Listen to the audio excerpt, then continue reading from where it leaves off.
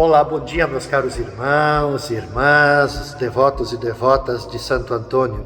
Quero desejar para cada um de vocês, para suas famílias, uma abençoada terça-feira. Hoje é 9 de setembro. Vamos rezar nesse dia, meditar com o Evangelho de Lucas, capítulo 6, versículos de 12 até 19.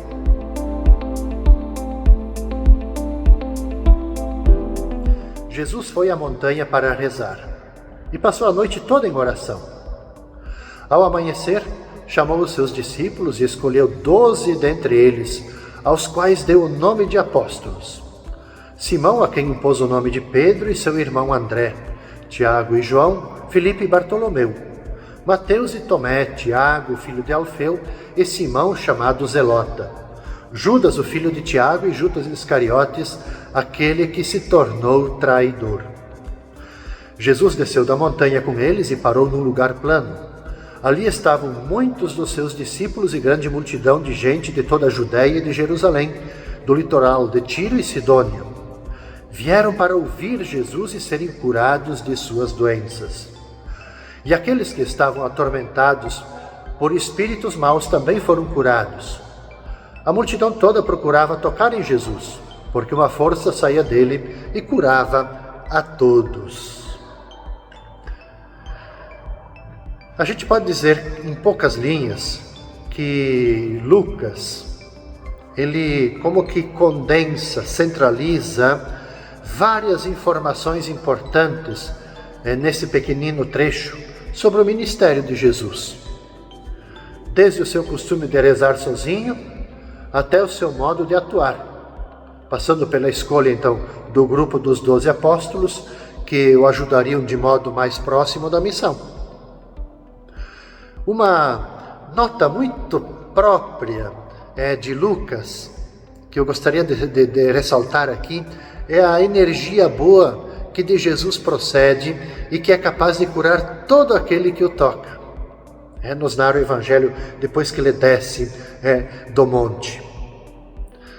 Por que eu destaco isso? Porque esses elementos nos ajudam a compreender como ser cristão hoje, unindo oração e ação.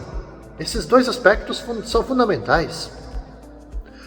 O Evangelho de Lucas, ele revela para nós um Jesus orante, que cultiva essa intimidade com o Pai pela oração.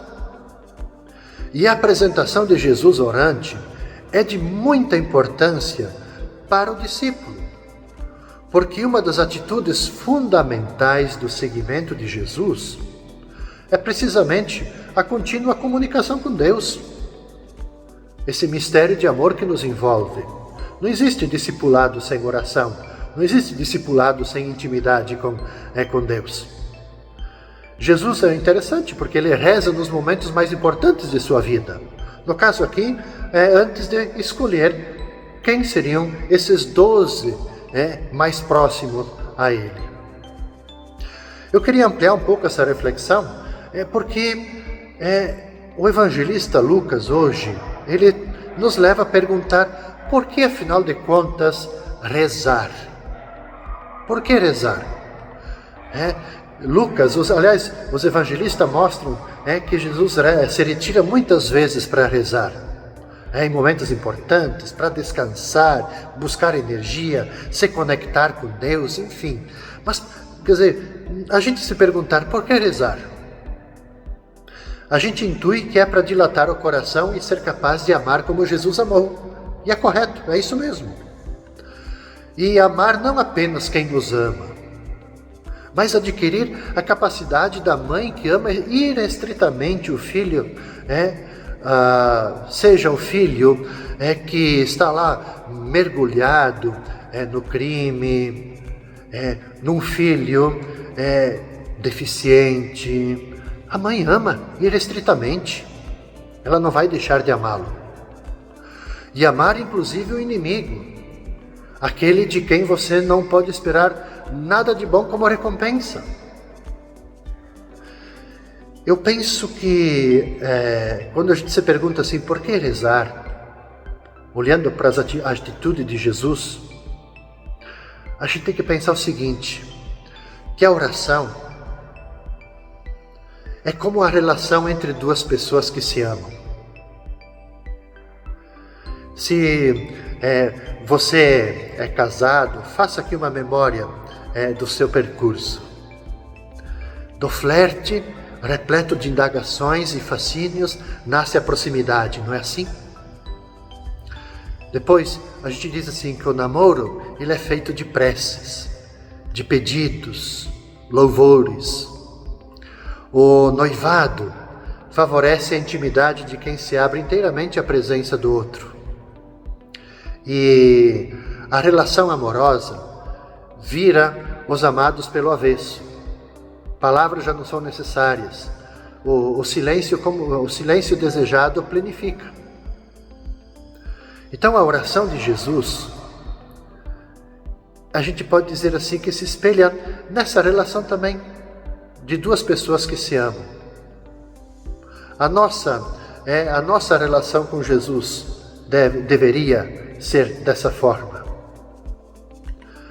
A oração de Jesus, ela é a água que faz a planta da fé como que vicejar com a contribuição do sol, que seria o transcendente. Se não é regada, a planta morre em ressequida, não é assim? Por isso que ao rezar, deixamos-nos possuir por um outro que é mais íntimo do que nós mesmos. Quando eu li esse evangelho, eu lembrei de Dom Pedro Casaldáliga. Num dos livros dele, está escrito assim que é impossível ser uma pessoa cristã se ela não dedica pelo menos 30 minutos por dia à oração, à intimidade com Deus. Pensemos nisso. Quanto tempo a gente dedica nessa conexão, nessa comunicação com Deus? Que Santo Antônio te abençoe, te guarde e te proteja. Paz e bem. Até amanhã.